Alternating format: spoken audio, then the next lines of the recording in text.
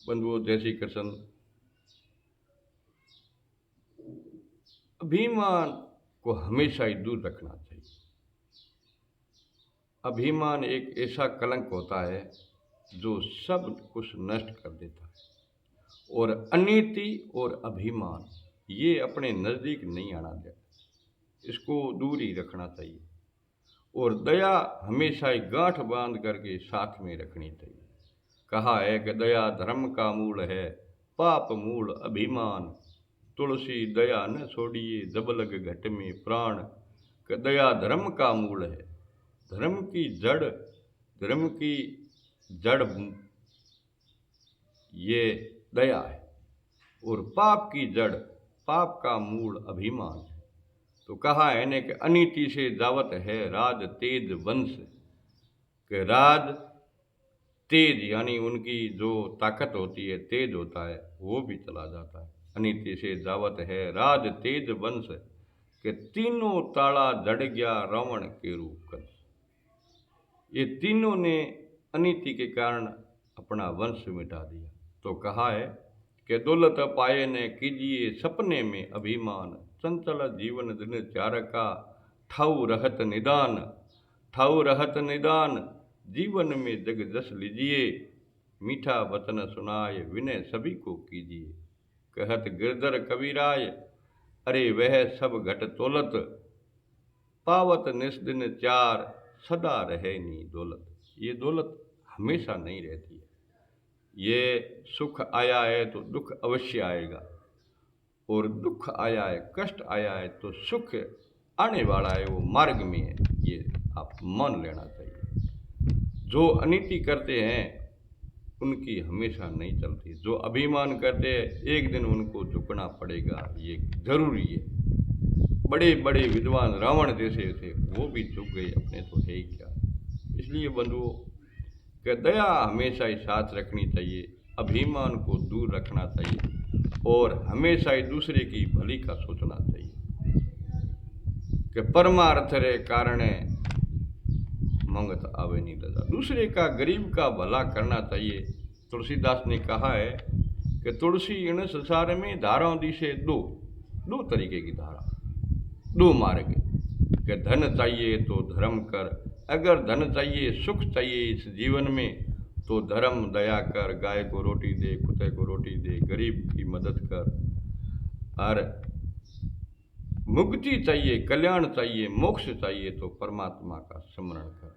तो तुलसी इसने संसार में धाराओं दी से दो, कि धन चाहिए तो धर्म कर, मुक्ति नाम से हो। कि तुलसी इन संसार में भांति भांति के लोग, कई प्रकार के लोग, कि सब सो हिल मिल चालिए, नदी नाव संयोग। नदी और नाव का ऐसा संयोग बैठता है तो नाव किनारे जा लगती, और नाव उल्टे हवा में चलाई तो न तो नाव किनारे लगेगी और न दोनों का सहयोग बैठे। तो तुलसी कई बातें कही है तुलसीदास जी ने, कि तुलसी मीठे वतन सु सुख उपजे चऊं और।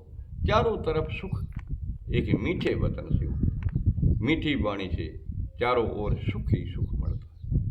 कि तुलसी मीठे वतन सु सुख उपजे चऊं और। वसीकरण एक मंत्र है वचन, तज दे वतन कठोर। तुलसी मीठे वतन सु सुख उपजे चऊं और। वसीकरण एक मंत्र है, तज दे वतन कठोर। अगर कठोर वचन को दूर करते हैं तो चारों तरफ, चारों दिशाओं, दसों दिशाओं में सुख ही सुख है। वशीकरण मंत्र है। जो कोई मंत्र तंत्र की विद्या जानते हैं, जो किसी को वशीकरण का मंत्र आता है तो दूसरे को वश में कर लेते हैं। लेकिन मीठा वचन ये सबसे ताकतवर मंत्र है। जो मीठी वाणी जो बोलता है उनका सब संसार आदर करता है, पूरा संसार आदर करता है, और उनका मान सम्मान राजा के समान होता है जिसके पास मीठी वाणी है। कि वाणी ऐसी बोलिए जो मन का आपा खोए, ओरण को शीतल करे आप ही शीतल होय। कि वाणी ऐसी बोलिए जो मन का आपा खोए, कि ओरण को शीतल करे आप ही शीतल हो। बंधुओं, संसार ये 4 दिन का है। जन्म लिया है तो मरना तय है। जब तक संसार में रहते हैं तो भलाई लेनी चाहिए कि जब आए संसार में